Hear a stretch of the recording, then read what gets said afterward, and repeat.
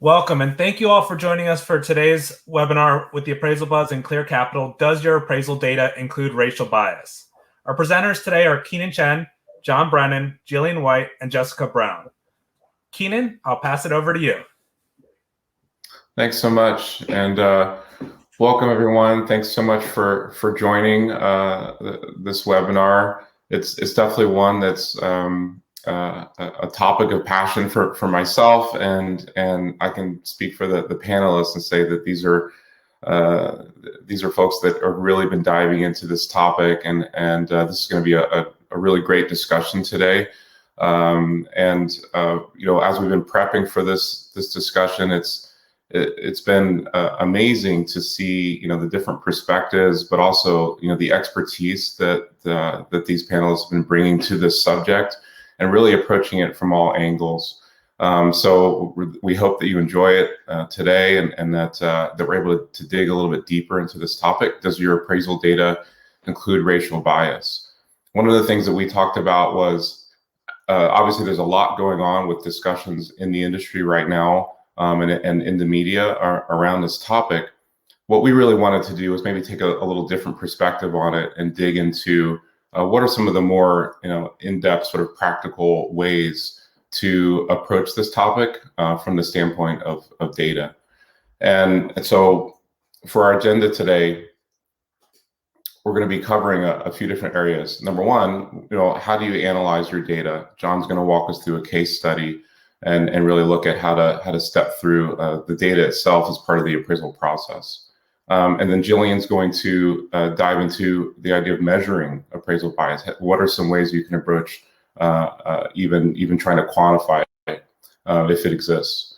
And then Jessica is gonna give us a historical perspective and give us some more context and understanding of the appraisal practice from a historical standpoint, and then we're gonna have a chance to have a discussion, some Q&A at the end. I wanted our panelists to be able to introduce themselves a bit and talk about, you know, why they wanted to be on this panel and why this is important to them. So John, I'll start with you if you want to introduce yourself.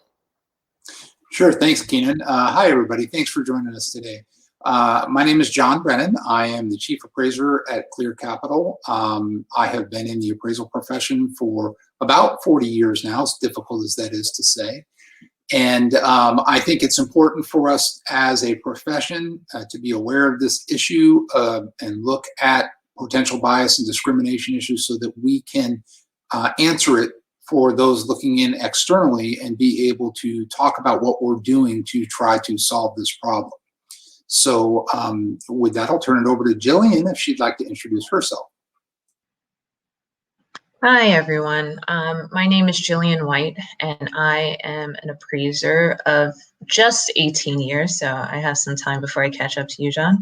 I'm also an SRA, and I head the collateral department at Better Mortgage. Quite a few years ago, my parents needed an appraisal for a refinance transaction, and when the appraisal report came in, the value was low. And I'm not saying that as a disgruntled homeowner, I'm saying that as an appraiser. So on behalf of my parents, I submitted a reconsideration of value, and the appraiser agreed with me. And he increased his estimated value by $100,000. And so over the past 6 months, lots of Black families have been coming forward with the identical experience. However, there's one major difference in that they don't have an appraiser in their family to advocate for them and to reclaim $100,000 of lost valuation. So I'm here today to kind of move us away from the anecdotes and the stories and into concrete, measurable data and facts so we can start moving towards a solution. So once again, my name is Jillian White, and I'm going to be talking to you all about how to actually measure bias. And with that, I'll turn it over to Jessica. Thank you, Jillian. I'm so excited to be here, guys. My name is Jessica Brown. I am a licensed appraisal trainee in Maryland and Virginia. I've been in the appraisal industry so far for about 1.5 years, so I'm definitely the newbie on the block, but I'm just happy to be in the industry. My background is history. I have a degree in history from Spelman College. I've done some graduate work in history. I'm just a lifelong student of history. So when I got into the industry, one of the things that I thought about a lot is, oh, what's the history of the appraisal field? And historical research and analysis is a big driver for me. It's what makes me attracted to the field. So when I got this opportunity to explore this a little bit further, I took it, and I'm so happy to share with you guys some of the things that I found in my research. Awesome. Thank you, everyone, for that. My name is Kenon Chen. I'm the Executive Vice President of Corporate Strategy for Clear Capital. I've been in this industry for 18 years as well, but not as an appraiser. So I get to learn along with everyone else on this panel. So thanks for being with us. Thank you to all our panelists, and let's dive in. So John, you want to kick it off? Great, thanks again, Kenon. So to all my appraiser brethren out there that are watching, I want to say, and I know my panelists will agree, put your guard down. We are not saying that the appraisal profession is filled with racists. I want you to understand that. We all want you to understand that.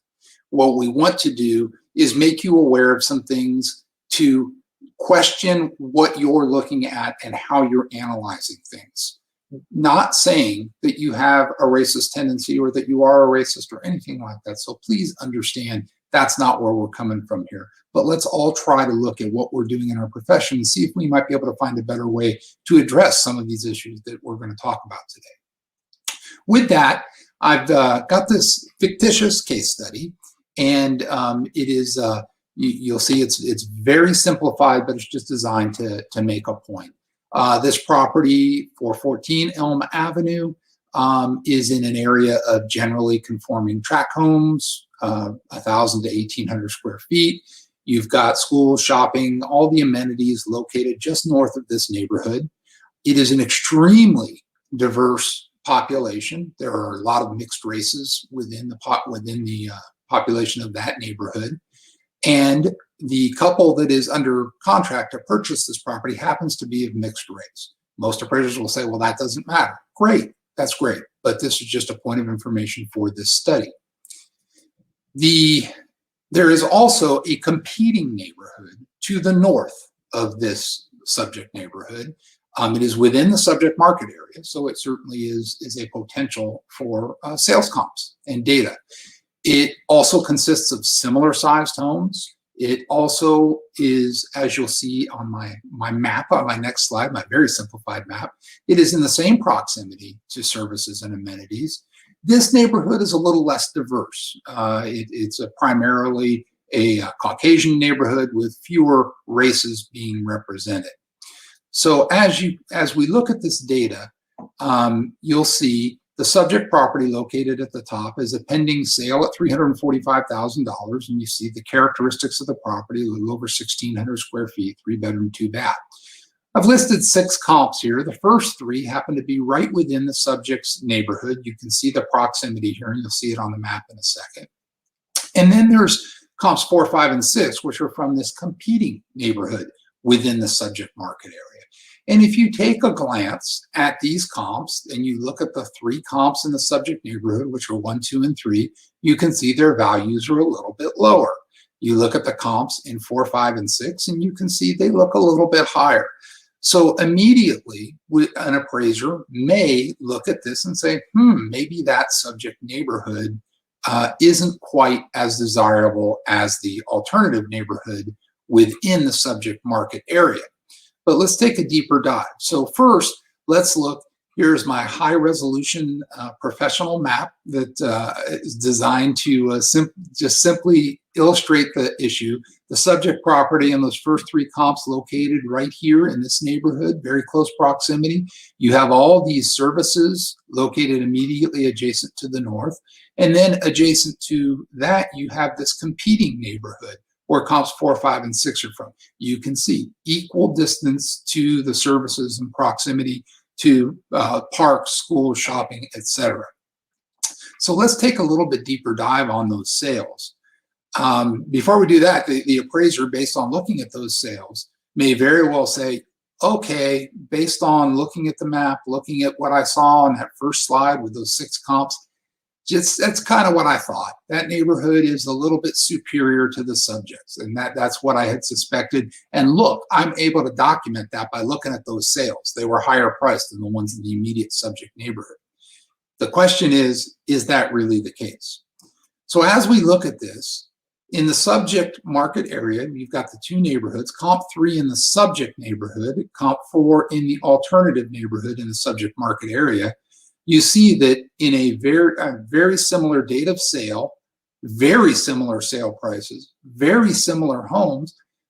If you look at that as an analysis, you can, although you're certainly not going to look at 2 sales and make a judgment, you can certainly see an argument to be made that that neighborhood is not superior.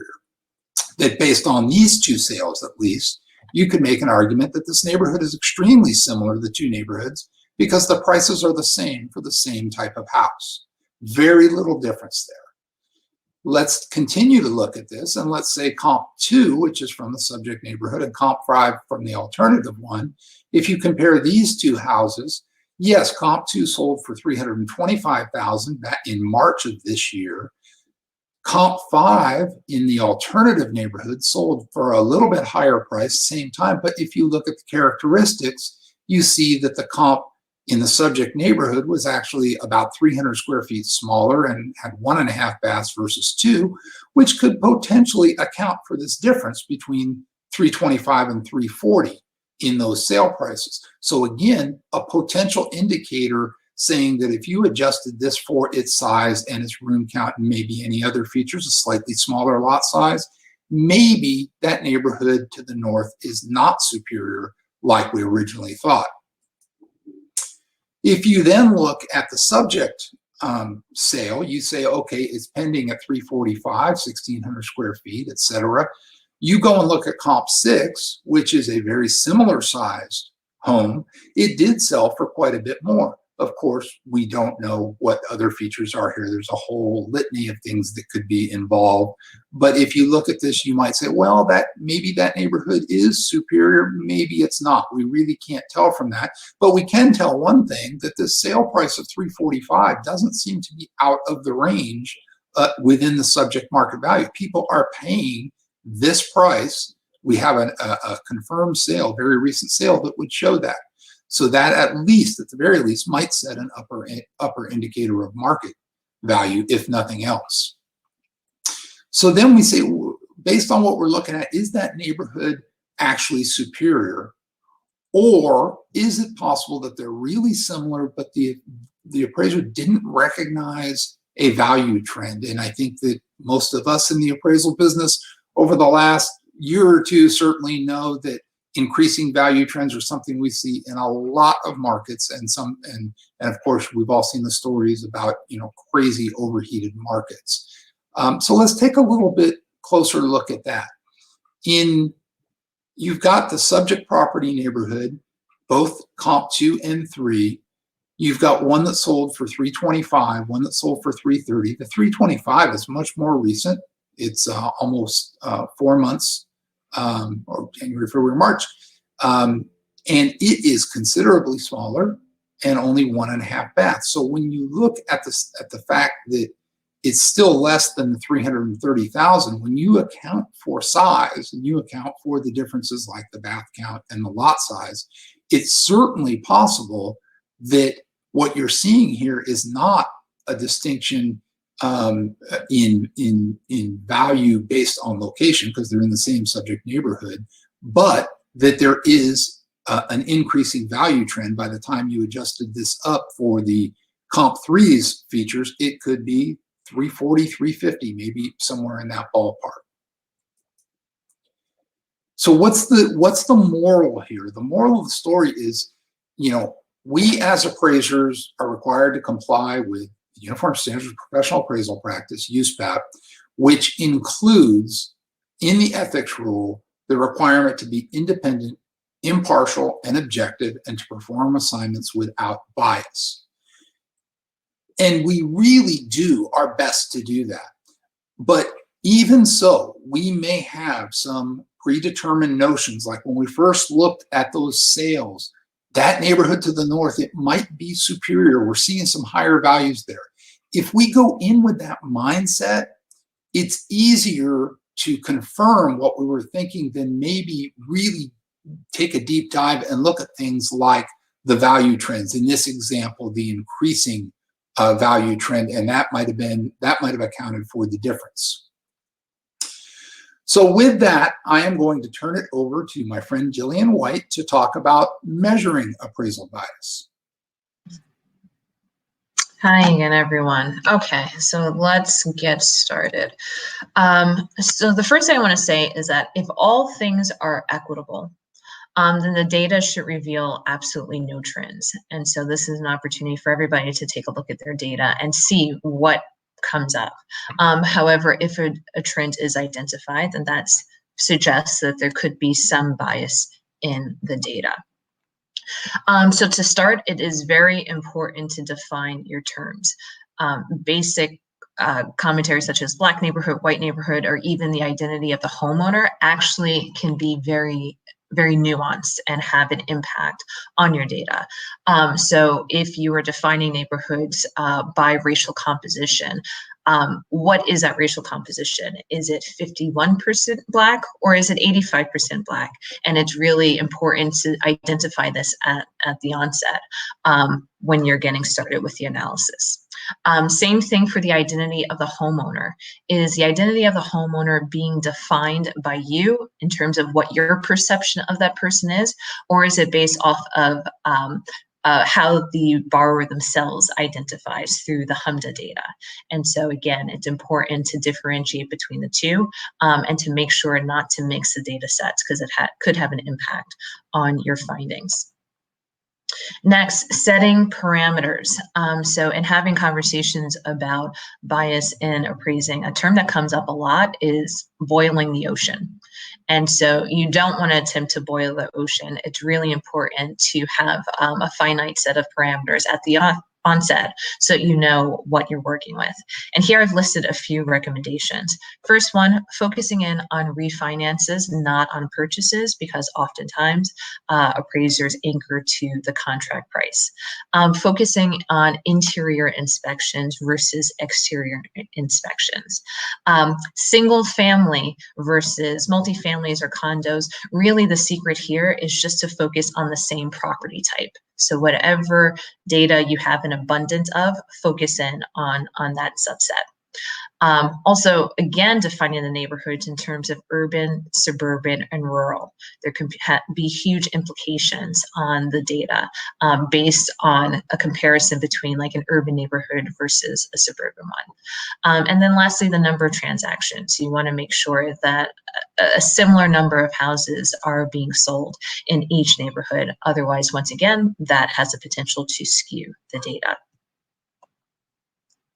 Okay, so in terms of getting into the specifics of what to look for and how, I've broken it up into 3 different cohorts. And so each group has access to slightly different information and also a very different set of resources and abilities to measure this.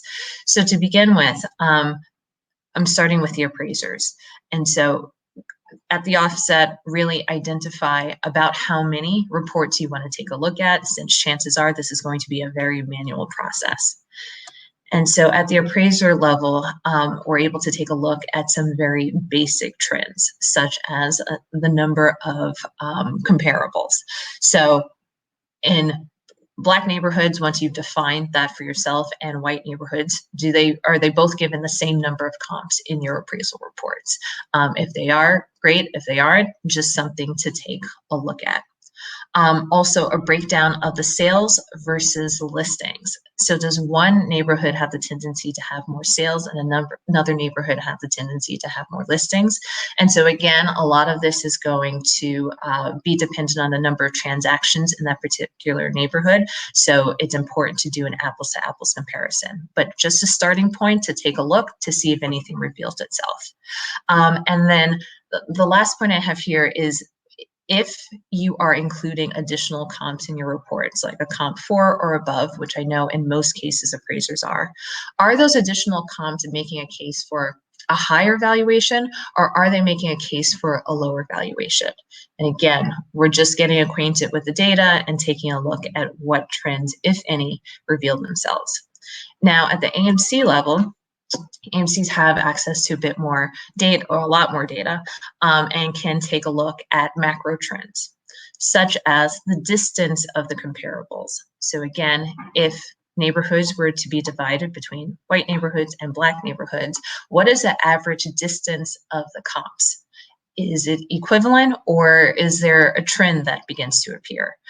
Secondly, what is the sale date of the comps? Are certain areas getting more dated comps and other neighborhoods getting more recent comps? And again, it's very important to make sure the neighborhoods that you're comparing have the same number of sales taking place. Otherwise, you will not be measuring for bias, but just the number of transactions in the neighborhood.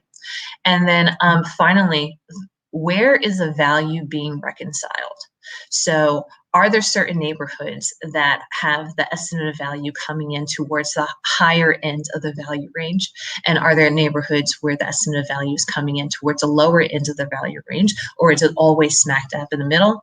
Again, this is a really good jumping off point to start analyzing the data. And so now lastly, with lenders, we lenders have the ability to conduct advanced analysis. So the first one being Black versus white homeownership matrix, which I'll explain a little bit on the next slide. Then taking a look at interior and exterior trends. And then lastly, what are the differences between the C3 and C4 condition ratings? So first, starting with the homeownership matrix, it takes a look at two things: the racial composition of the neighborhood, but also the racial composition of the inhabitants, and mixes and matches them. So you have Black homeowners in Black neighborhoods, white homeowners in white neighborhoods, and then a mix match of the two. And so this breaks the data into 4 different quadrants. And so the data within each quadrant might highlight a different trend, which could speak to different external factors that are driving forces behind any trends that do make themselves apparent. Next is to run that home ownership matrix, but now taking a look at interior appraisals completed versus exterior appraisals completed, and doing an analysis there and seeing if any new trends reveal themselves, looking at each of these 4 quadrants. And then lastly is the C3 versus C4 condition rating. This one is extremely manual and labor intensive, but what it measures for is who is given the benefit of the doubt. So I remember when I was appraising, most of the time it was a very clear delineation between C3 and C4. But every once in a while, there were some properties that were right on the cusp. And it was up to my discretion to determine if I was going to go with the C3 or the C4. Teasing out some of the photographs from these reports and then having a second set of eyes attach a C3 or C4 condition rating has opportunity to reveal, are there any sort of trends? Do certain neighborhoods get more C3 condition ratings when it's on the cusp versus other neighborhoods that have the tendency to get a C4 condition rating when it's right on the cusp? So that actually concludes my presentation. This was a very rapid fire, high level kind of jumping off point in terms of actually delving into the data and trying to pinpoint something that is very nuanced and subtle. So if you decide to take a look at your data and run the analysis and you care to share your findings, I would absolutely love to see what your data revealed. And so you can email me at Jillian@better.com. And now, Jessica, I turn it over to you. Thank you so much, Jillian. That was great. Now we are going to dive right in: racial bias and appraisal, a historical perspective. And before we get started, I want all of us to keep in mind a few things. These are all my views, okay? I'm not representing anyone, I'm representing myself, and this is based off of my own research and analysis, which I encourage all of us to do as appraisers. And this is not comprehensive. I mean, this issue is very complex, very nuanced, and it varies across time and space. So I had a really hard time trying to decide what I was going to include. So this is my best effort. And a lot more research is needed.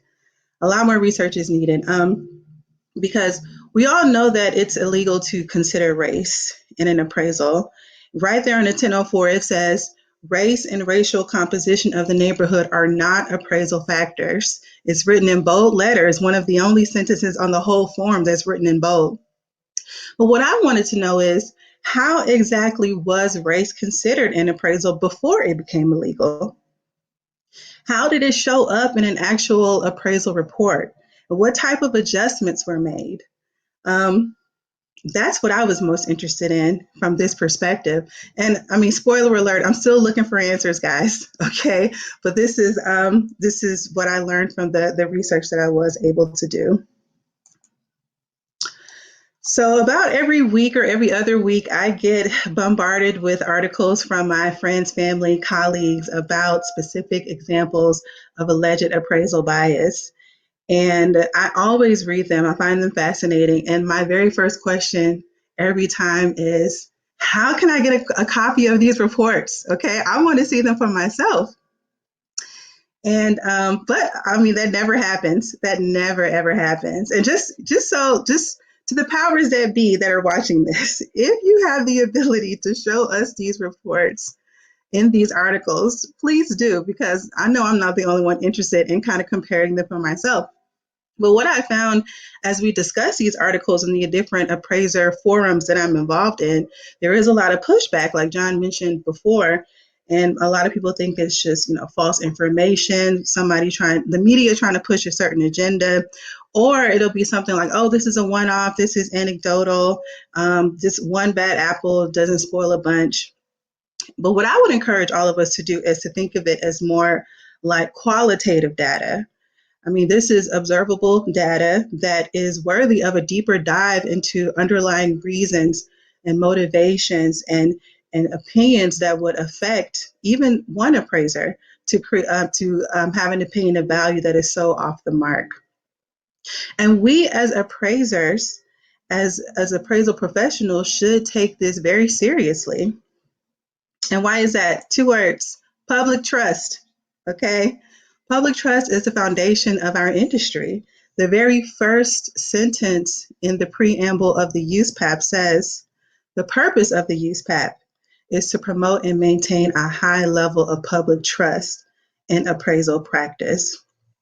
And if a segment of the public is lacking trust in the appraisal profession, that's a huge issue. And that is one that we as appraisal professionals should want to understand and address.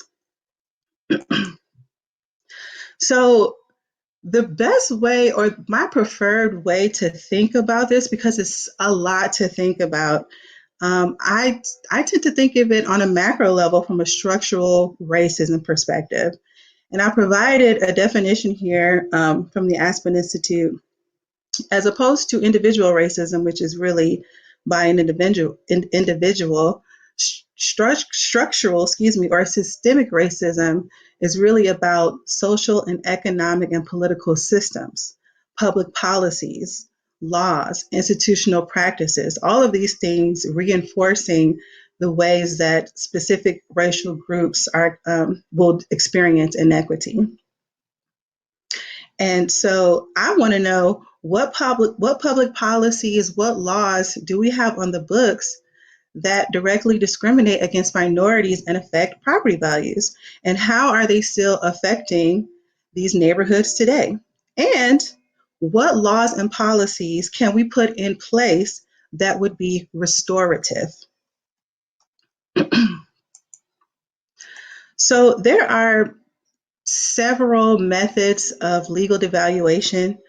I'm choosing to discuss one in the interest of time, but there are many more. And the one that I'm discussing today is called redlining. This is a discriminatory practice of denying financial services to residents of a certain neighborhood. So just to take it back to history, the Homeowners Loan Corporation was created in the 1930s by Roosevelt during the New Deal, and its purpose was to refinance mortgages by purchasing mortgages from private lenders and offering lower interest rates to homeowners. So they came up with these color-coded maps, and that is the history of redlining. The color coding describes the neighborhoods, mainly the racial makeup of the neighborhoods, okay? So the green areas received a grade of A. Those were usually all white neighborhoods. You have yellow, you have blue, and then you have the red areas, from hence redlining, which are considered hazardous areas and are usually all Black or filled with undesirable ethnic groups. These maps and their accompanying documentation helped set the rules for nearly a century of real estate practice.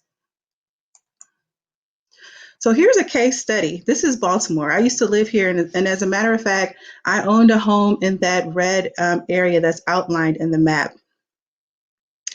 And I know it's probably hard to read, but I want you to take a look at the notes that were on this map. Mind you, this is a federal government map now.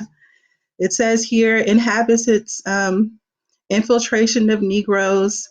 Down here, you have favorable influences such as good transportation and a central location, detrimental influence, obsolescence, and Negro concentration. Negro concentration was considered a detrimental influence, okay? And excessive ground rent, which ground rent was something I never heard of until I moved to Baltimore and purchased a home. But that's another legal tool that was used to discriminate against Black homeowners.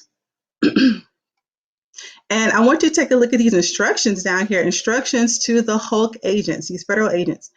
Any threat of infiltration of foreign-born, Negro, or lower-grade population, if so, indicate these by nationality and rate of infiltration like this: Negro rapid, okay? Note the language, infiltration, lower-grade population, okay? We're talking about Black citizens, Black American citizens, and other and foreign-born citizens. So it's quite negative language.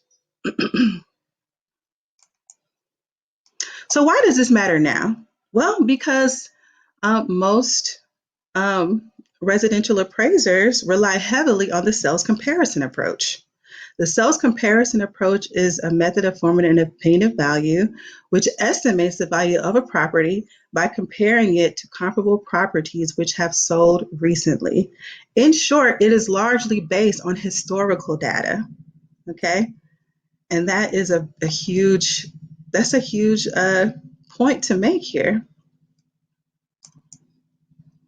So some of the things that we want to keep in mind is that these methods of discrimination, like redlining, like restrictive covenants, they still have implications for today. You can see a study here that I've highlighted from the National Community Reinvestment Coalition.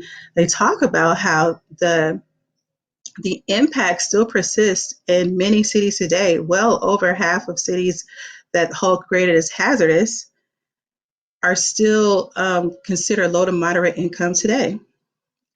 Over half of the hazardous graded areas are still minority neighborhoods.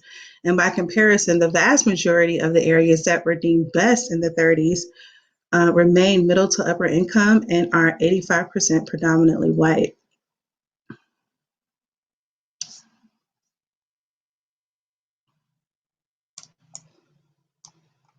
So I put together a timeline to Equity for All here, just to kind of give us an idea of where we've come from and where we're headed. So of course, 1866, you got kind of the beginnings of America. You got the 13th, 14th, and 15th Amendment, which abolished slavery. It is kind of trying to define citizenship and kind of outlining what voting rights could look like in this country. But the first piece of federal civil rights legislation came in the Civil Rights Act of 1866, which banned discrimination in the sale, transfer, lease, or use of property, including real estate and housing. Then, about 100 years later, you got the Civil Rights Act of 1968, which included the Fair Housing Act. And this came about a week after the assassination of Dr. Martin Luther King Jr. And what made it different, or one of the big reasons why it's different from the Act of 1866 is that this now provided some enforcement power to the federal government when it comes to discrimination in housing. And it also made violence to prevent neighborhood integration, which was a big problem. It made it a federal crime. Then in 1988, we have a set of amendments to the Fair Housing Act, and this is one of the first times appraisal is actually mentioned in the act. So it made discriminating in the selling, brokering, or appraising of residential property illegal on a federal level. This happened in 1988. And what's happening now, 2021 and beyond? Well, there's a lot of activity happening right now on a state and federal level to address bias and discrimination in valuation. So we're back to the question, does your appraisal data include racial bias? The answer is it possibly could. Okay, it possibly could. And it really is, it depends. If your neighborhood data is rooted in redlining, restrictive covenants, other legal discriminatory practices of yesteryear, then that can and probably will be influencing your values today, especially if you're comparing a redline neighborhood to one that does not have that history.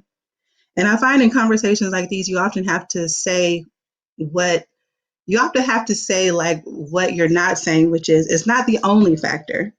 It's not the only factor that affects property values in these neighborhoods, but it is a factor worth considering. So here's a few examples of current legislation that are on the table right now. We have the Real Estate Valuation Fairness and Improvement Act of 2021. This would direct a task force to study potential racial disparities within lending and valuation and investigate any barriers that disproportionately affect minorities from starting a career as a valuation professional. So right now, the House Financial Services Committee, they have approved this piece of legislation, and the next step is for it to go to a full House vote. And that approval came last month, April 20th, 2021. And I have an example here from Illinois. This is what's happening on a state level. This Illinois House Bill 93, it appears to further kind of define what discrimination might look like in appraisal. It says here that it's discrimination when the appraiser even considers actual or perceived race. And it talks about possible disciplinary actions and other civil suits that you can bring. So this is just one example of what's happening in Illinois, but other states are considering similar bills as well. But a whole lot more needs to be done. And also a whole lot more research needs to be done as well and made available to the public. Now, if you have any primary sources, historical data that you can share with me, I would love to see it. I would love to see appraisals that took place in the 70s and 80s that references some of these things that we've talked about. Feel free to email me and we can continue this discussion. And that's all I got, guys. Thank you, Jessica, and thank you, Jillian and John. Really, really amazing presentations. I'd like to, open it up for Q&A while I give our audience the time to type up questions. First of all, as I think about these three ways of looking at this, the idea of being really practical about the way that the way that you approach appraising, being practical about the way that you look into the data, in an objective way to understand if there are any trends there, and then understanding the historical context of why the data might be the way it is. Those are really concrete ways to maybe take this conversation forward out of the opinionated realm and more into the action realm. And I super appreciate this approach. I mean, one thing that maybe, John, maybe you could answer that I think Jessica hit on as well, which is, what about the sales comparison approach? If it is rooted in historical data, and you pointed out maybe one of the ways that approach could be easily tripped up, if you will, if you go in with some preconceived notions as opposed to staying objective. Is the sales comparison approach still the best method, or are there other things that should be considered that would allow for a more objective approach to value? Yeah, great question, Kenon. I think, as Jessica pointed out, there certainly can be some stumbling blocks there with the data, and even in my little fictitious case study, you could see how that could manifest itself. I think the first thing that you need to do is look at the question, what is an appraisal? What is the appraiser's job? And, in the vast majority, when we're talking about lending, we're talking about to provide an opinion of market value. There are other types and definitions of value, but we're not talking about those today. We're talking about market value, in particular for lending purposes. And so, what the appraiser's job is to do, and I think most of the people that are watching and listening to this, already clearly understand this, but not everybody understands this. And that is that the appraiser reflects the marketplace. All the appraiser is trying to do is mirror what's happening in the marketplace. The appraiser doesn't set the value or determine the value. They're simply mirroring back what they're seeing and hearing.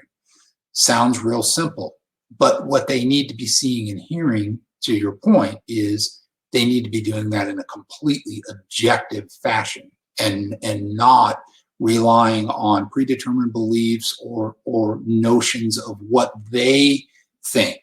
I have performed a lot of appraisals in a largely predominant Black neighborhood, and I think I know what those buyers and sellers do, but do I? I can't be sure. I can only tell you as a person what I see and what I feel. I can tell you that my goal is to be completely independent, impartial, and objective, and I will look at the data in that manner. But in looking at those sales and looking at those listings and looking at that activity, I want to try to make sure that I am reflecting what the market is doing. And if you look at other approaches, such as the cost approach, you're still going to need to come up with a site value. And that site value is probably going to be based on sales of sites that you see. So you're going to have the same type of characteristics. So I guess, the way that I would answer it is, I think the sales comparison approach is still a very valid approach because it most closely resembles what's happening in the marketplace. But to the point that we're trying to make here today is we really need to look at that data very carefully, with the understanding that there may be some of these biases built into this data, and to make sure that we are giving it a clear, clean approach. Yeah, thanks, John. Jillian, as I was listening to your presentation, and you're really, going through the approach to look at the data, a couple things jumped out. Number one is, why did you decide in terms of terms to just be, black and white? And then how do you, and I think someone here asked the question as well, thanks, Lee, on what percentage white makes a neighborhood be labeled white, or what percentage black makes a neighborhood be labeled black? How do you look at that, and why do you just pick those two terms? Sure, great question. So going back to what I was saying earlier about boiling the ocean, it is so important to set up parameters as soon as you start to analyze the data. Otherwise, you can go down a rabbit hole, never to emerge. So right now, the focus and attention is on Black homeowners. I can speak to that experience both as a Black person and also as an appraiser. And so for this initial iteration and look into bias, the focus is really on Black and white. Now, that's not to say that in future states it can't be expanded, and I think it should be expanded. But as a starting point, as a jumping off point, and really trying to be finite so that something can come out of these analyses and studies, I just started with Black and white. And now to Lee's question about what defines a Black neighborhood versus a white neighborhood. Excellent question. There is no concrete answer for that. So in the analysis, it is really important to highlight it. And so I've read different studies and reports. Some identify it like a majority white neighborhood as 51% of the inhabitants being white. Others use a threshold of 85%. There are probably others still that use some threshold in between. But in doing this analysis, since it is so subtle, since it is so nuanced, I think it's really important to be precise with how terms are being defined. So it's up to whoever is doing the analysis to make that determination and say at the beginning, okay, here is how we are identifying the racial composition of the neighborhoods. Here are the percentage thresholds. But as far as I know, there is no standardized definition for that. Thanks, Jillian. A few different questions have come in around how an appraiser should consider these things in their analysis. Obviously, if you start considering race or maybe in the historical context of a neighborhood, you're getting kind of right back into the trap of thinking about factors that really shouldn't be part of the appraisal process. But Jessica, if I'm understanding what you're saying, you're not necessarily talking about race being considered. You're talking about understanding policies and things that might have had an influence on value outside of the normal market factors, as John was talking about. Is that kind of your point around redlining? That's exactly my point. And when we talk about housing and real estate, it gets really personal. It gets really personal when you talk about a neighborhood and you talk about getting a loan to buy a house. I mean, my grandparents were one of the first Black families when they moved into their home in Chicago. And within a few years, the whole neighborhood had turned into an all Black neighborhood. Okay, and of course, along with that comes property values, and what does that look like? So I think when we are talking about racial bias and appraisal, we have to think about how our laws and public policies have affected our neighborhoods as well as our communities and our grandparents, us, and how it's going to continue to affect all of us. So it's a lot to think about from an appraiser's perspective. After doing this research, I mean, my next question is, where do we go from here? And since we're talking about policy, my next step is to think about what policies are happening right now. If we are analyzing the market, I do think it's worth knowing the history of the market and the public policies that have affected it. That's good. You've brought this up. I think, Jillian, you started out the whole conversation around the experience that your family had, but then the approach that you took as an appraiser to help and look at the data itself.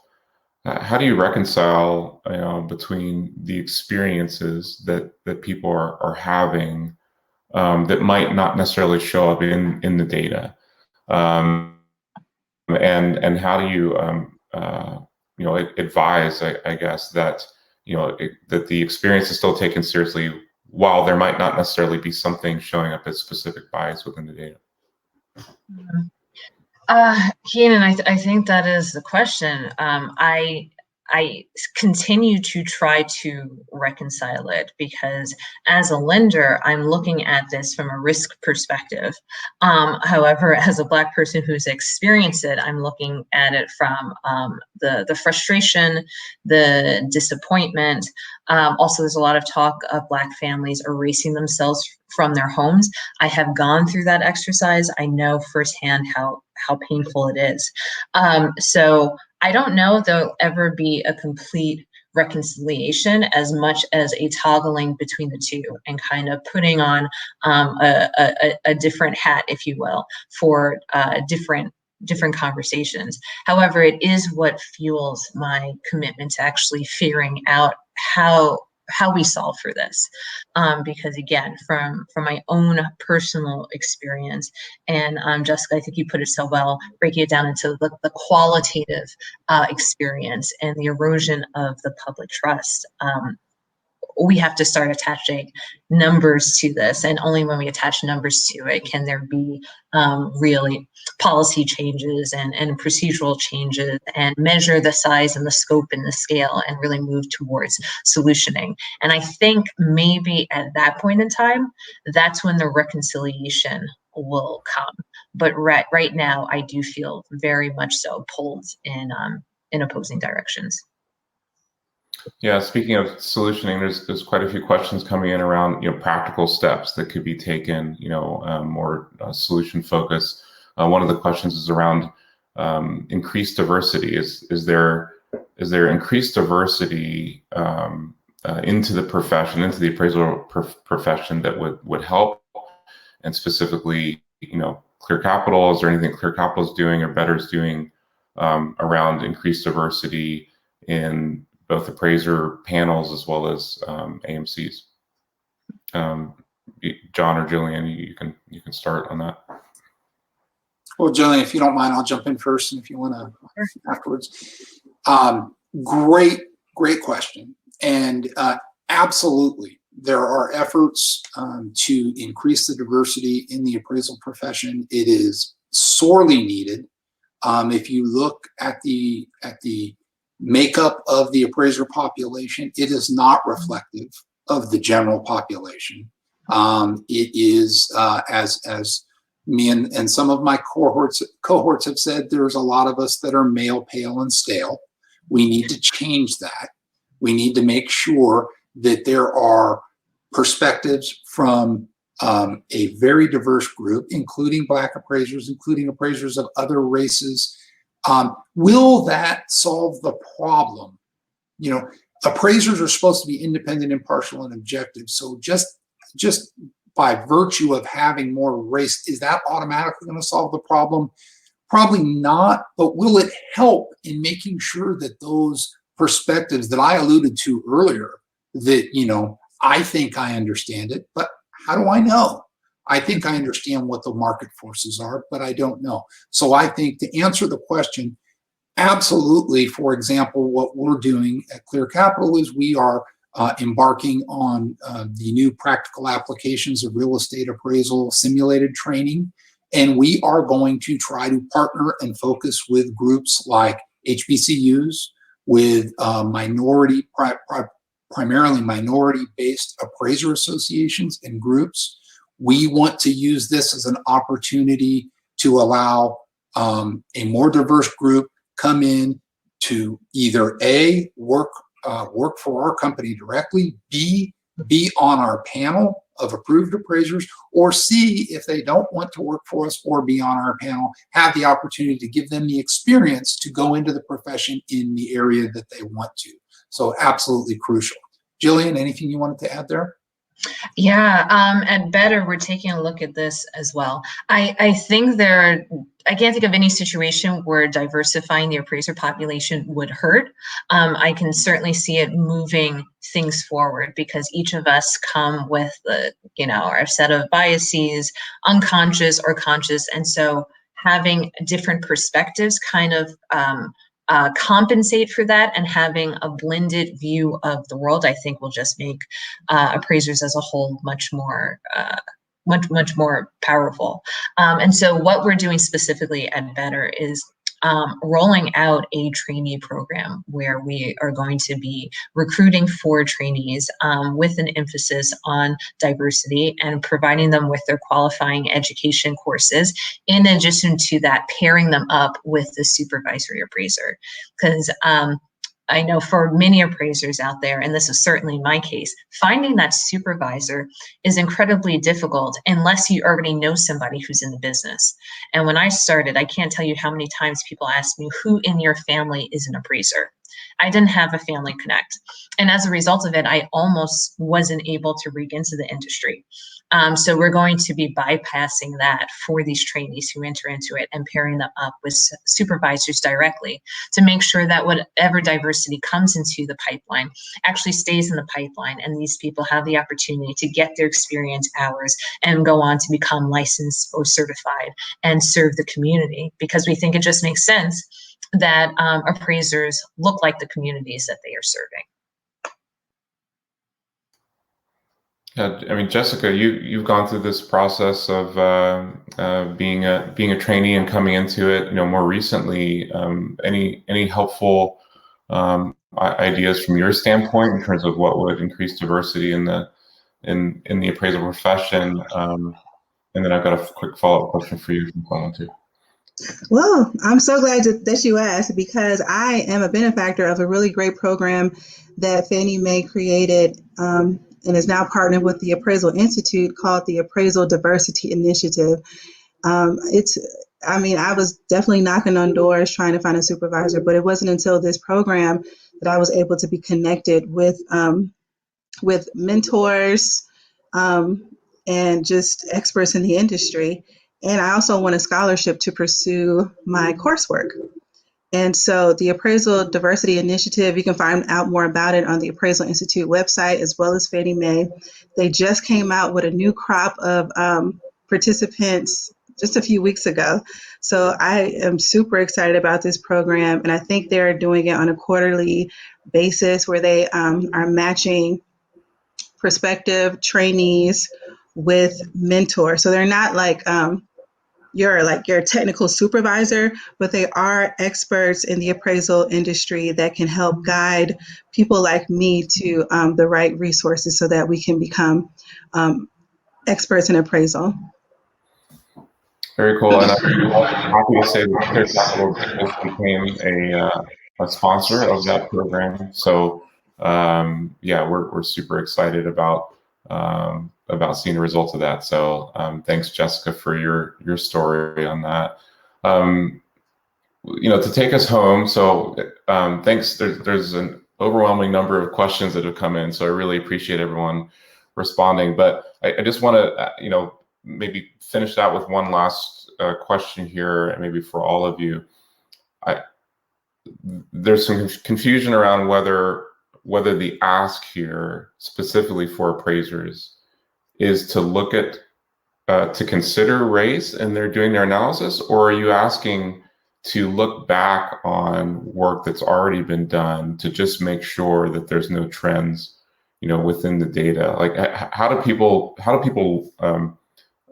understand what's happened in the data in a way that lets them be more objective in the future without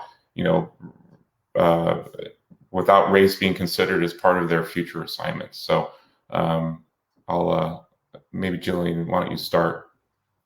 Yeah, I can start with that. I think information is key. The trends in the past data are the trends in the past data. And so either you'll be at the affect of it, or if you have an awareness of it, like, oh, when I enter into these types of neighborhoods, I have the tendency to use fewer comps. Now, being empowered with that information, you have choice in the matter and can make a different decision versus having it just happen to you. So in terms of my specific ask, it's to take a look at what your tendencies are as an appraiser. We all have a style and a way of going about doing things, but now analyzing it and seeing what they are, and then you have insight into what the possible impact is. And you can choose to continue exactly as you were, or now you would have the opportunity to make a different choice. So that's what my specific ask would be. My specific John? ask. I'm sorry. Mhm. Yeah, no, go ahead, Jessica. Yeah. My specific ask would be to interrogate this question of public trust. I think when I think about my presentation overall and the questions that I have about appraisal, they all go back to public trust. And if a segment of the population, of the public, is distrustful of the appraisal industry, what can we as appraisal professionals do to address that? And so for me, I like to look at things through a historical perspective to get a sense of what happened, how did it happen, how is it still happening today? That's what I do. But I encourage all of us who are in this industry to do something to address this issue of public trust. And I guess I would just add real quickly, it's not to repeat what's been said, but as Jessica pointed out, considering race is prohibited. We're not talking about making decisions based on race, but what we're talking about, just as Jillian said, is taking a close look at that data and understanding what that data may have been compromised from in terms of any of those policies that were left over that we've been talking about. So it's not about taking race into consideration in your value. It's about looking at your data and understanding what that data may say. That's great. Thank you so much to John, Jillian, Jessica. I'm now going to change my name to start with J, so I can be a part of the crew, because you guys were awesome. Really appreciate it. Thank you to all our attendees. We will have this recorded and distributed out. So sincerely appreciate the time.